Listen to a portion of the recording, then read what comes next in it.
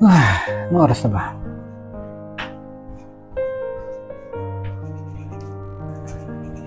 Makapag-unbox na nga.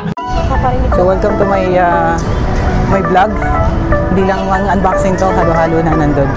So habang nasa outdoor tayo, don't forget to like and subscribe. Panoorin yung unboxing ko. And welcome to Robust Page. See you then! Okay guys, so alam niyo na ang galawan. Ito na naman tayo. Ito na yung huling item na in-order ko.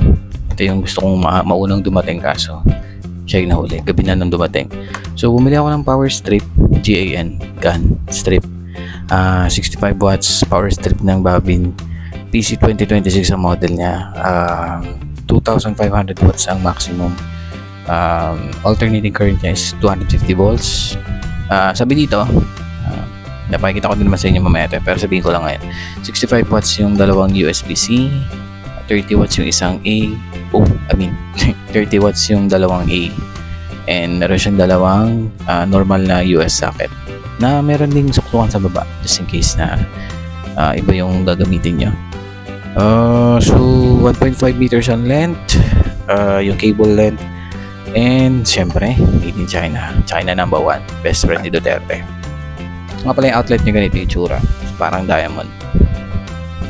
Ewan ko bakit nilang ginawang ganun yan. Well, may purpose naman yan. So yun na nga, try natin to. Papalitan ko na yung meron ako ditong Orico, galing pa ng China din to. China number 1. So ibibigay ko ito sa sala para pag nandito sina ate at sina nanay, meron silang magamit na extra ng saksakan doon. And yung USB nito magamit naman ni Junakis namin sa pag-charge ng fans nila, portable fans, ng smart watch niya, and yung mga chargers sa mga phone nila. So ang tawag dito, mag-upgrade ako, tapos ito bibigay ko sa kanila. Good deal, di ba? Good deal, good shit yan. So yun, tara, unboxan natin ta. Guys, tara, unboxan natin to. Ako'y nagugutom, iinom pa ako ng gamot ko. Para sa inyo may mga sakit din ngayong panahon na to, Diyos ko po, hindi kayo nag-iisa. Po ay may sakit na tonsillitis. Ngayon ko lang na-experience ulit yung magang-maga yung tonsils ko, na halos hindi ko malalok yung, halos nalulunok ko na yung tonsils ko, nalalasahan ko na siya. Tapos natulog ako, maharang siya sa hingahan ko. Ganda, diba? Anyway, sana okay na kayo kasi ako, hindi ako nakabili antibiotic. Puro tulog lang ang ginawa ko. Kasi kulang din ako sa tulog. So ayun na nga, nilabaksa tayo. Wait lang, tingnan natin kung may laman yung box. Diba? Surprise, hindi wala. Kung may explain mo dyan, diba? So yun na nga. So ito na ang ating saksakan. Saksakan ng gwapo. Alam niyo guys, pag sinabing gun charger, usually maliliit yan. Tulad nito. Gun charger, 65 watts. Maliit lang. Tulong liit. Oh, see? Alis kasing ang kamay ko eh. So ito yung front niya. Yaw mo. Kita nyo naman, Type-C, Type-C 2, USB-A, USB-A2, Babin yung branding, saksakan. So ito yung child protection. Kung sakaling mapindot nyo ng bata, hindi mo kuryente agad. So ito yung ground. Okay, dalawa lang yung saksakan niya. Hindi unlike sa Orico ko. 1, 2. Dalawa din pala ang bubo ko sa part na yun. Kaya lang dumami kasi ginamit ako na adapter. So ito yung kabilang side, stable naman. And ito yung kanyang wiring. Yeah. Okay, may sulat-sulat pa yung wiring nyo. Usually dyan nakalagay yung capacity ng wire, di ba? And kung saan gawa or something. Anyway, alam ng mga electrical engineering yan or electrician. Ito yung saksakan. By tsura. Cute. And sa baba, ito yung mga specification siguro niya. So kung gusto nyo basahin or picturean, pwede rin. Tapos ko lang. Ayan, picturean ko rin. Isa pa. Cool. Cute. Nginig-nginig pa. So ang sabi dyan, single port output. Ayun yung mga power distribution niya. So hindi ko masyado mabasa. Gusto masyado mag-ite. Pero kapag pinagsabay mo yung dalawang Type-C, yung isa yung 145 ang ibibigay, yung isa 20. Pag yung C2 ginamit mo, and then yung USB 1 or 2, ang ibibigay niya is 15. Okay, max.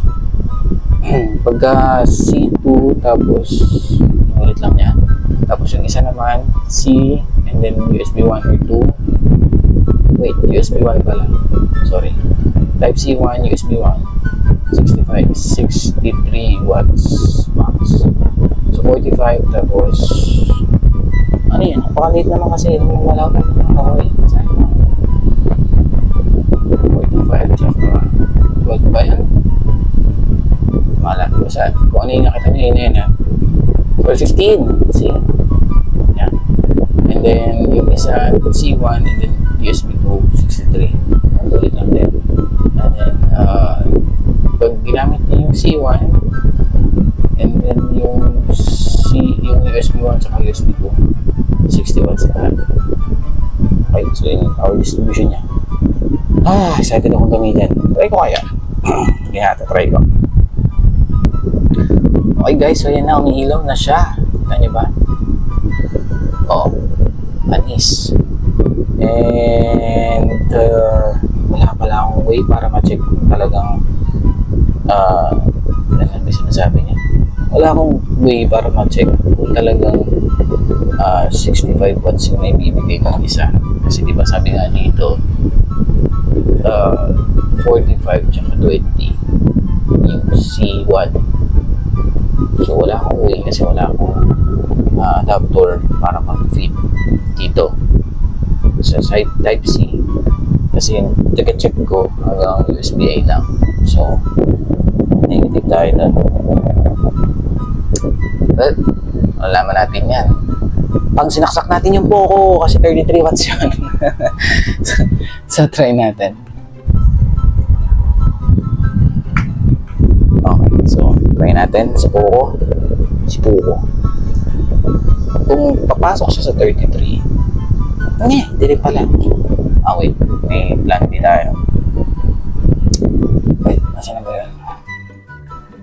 Process ka ba? Sa spaceship isasakay kita. Okay, so plan B, kasi yung kinuha kong cable is pang A. Kailangan natin C. So ito si C1. Kita niyo ba? Kabasahin may ilaw Ganyan naman yung ilaw doon. Excuse me. So ito si A. Ito si A. Ito si Poco. Si A. Alright. So hindi ko pa rin siya nasa charge. Ang galing, di ba? Try natin kung papasok siya sa 33 watts.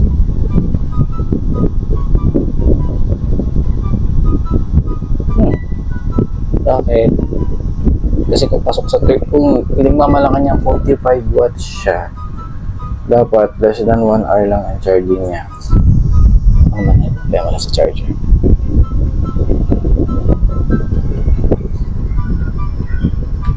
Wait lang. Yep, still the same. 2 hours 20 minutes. Which is weird. Sige, ano pa tayo na ibang cable. Hindi ko alam kung may tama na pong Kylex ko Wait lang. Okay guys. Sabi ko nga, meron pa ako ibang cable. Backup. Ito ay si Rapu. Dito tayo kay Type C1. Diyos ko. Kailangan ko pang ayusin ng ilang saksak ko. Tagal na hindi nagagamit Okay. Siguro na magagana na yan. So dapat mag 1 hour lang charging dito. Kung mag 33 watts yun. Ganun pa rin So not sure if nabibigay pa niya yung 45 watts or baka wala siyang ano ng 33 watts. Diba? Kaya natin dito kasi ito nasa 20 watts kaya na ibigay. Actually same lang. So tagal pa nga. Ayun, okay. Okay, tingnan natin kung bababa ang bilis niya pag chinarge natin sa Type C. Type A. Okay, Type A. Dapat mga 3 hours to. Kung magto 20 watts siya. Yun, pasok sa banga. Kasi pag sinaksak niyo si Poco na 33 watts ang required, tapos sinaksak niyo ng mga 20 watts pababa, talagang inaabot ng 3 hours. So, yan. Tama naman. Goods. Anyways, ayun na. Sabi ko nga, ito na ang panibago kong power brick sa PC 2026. 65 watts ko na. So yun guys, balik na tayo sa main cam. Okay na guys, tapos na. Saksak pa rin. Excited na akong gamitin siya. Sakto may shift ako ngayon Friday. Hindi ba ako? Sorry. So Friday may shift ako ngayon. Gamitin ko na to doon. Iangat ko lang. Ganun yung manggalawan ko eh. Pag nasa higaan, baba, station, angat. Pala, no? Hindi ko napansin, wala pala mga rubber feet to. Parang mga noodles lang yung meron siya. Hindi siya literal na rubber. So, ingat kayo. Baka dumulas to, no? Ano pa ba? So, yun. Gun charger. Malalaman natin mamaya kapag pinagsasaksa ko na lahat ng gadgets ko dito. Nangyari ko na mangyayari. Tapos yun. Ngayon ako magkakaroon ng 65 watts na charger. If ever totoo man itong 65 watts na to. And pagka chinarge ko yung power bank ko na Vention 22.5 yun, diba? So kaya-kaya niya yun. And then yung cooler ko na CX707 gusto na is 10 watts pataas, below 20. So kaya na rin niya. Yung dalawa kong Black Shark fan cooler 2 na above 10 watts ang gusto, yung isa 16, yung isa around 12, kaya na rin ito. Meron naman ako adapter na may lalagay dito para dumami yung saksakan. Ililipat ko lang lahat ng accessories ni Ori ko dito. Yeah, yun. So, recommend ko ba to? Yes, sa size pa lang palong-palo na. Although hindi ko pa na-test lahat, no? Basic lang yung ginawa natin kaninang pag-test ng mga wattages ng mga USB port. Mukhang okay naman. And kilala naman na brand si Bavin. And ayan naman, nakalagay naman sa kanyang faceplate na 65 watts gun charger nga. So usually pag sinabing gun charger, fast charger, hindi masyado nag-iinit. Magtaka ka kung hindi nag-iinit yung charger mo, malamang sira yun. Pero feeling ko hindi masyado mag-iinit to, or mag-iinit man, walang problema. And then kaya din tinawag na gun charger kasi nga maliit. Liit to. Yung charger ka na may saksaka pa na outlet. So yun. So interested kayo, lagay ko yung link sa baba, description. Hindi ko rin malagay ko yung mga details. And comment, may tanong man, sagutin natin yan.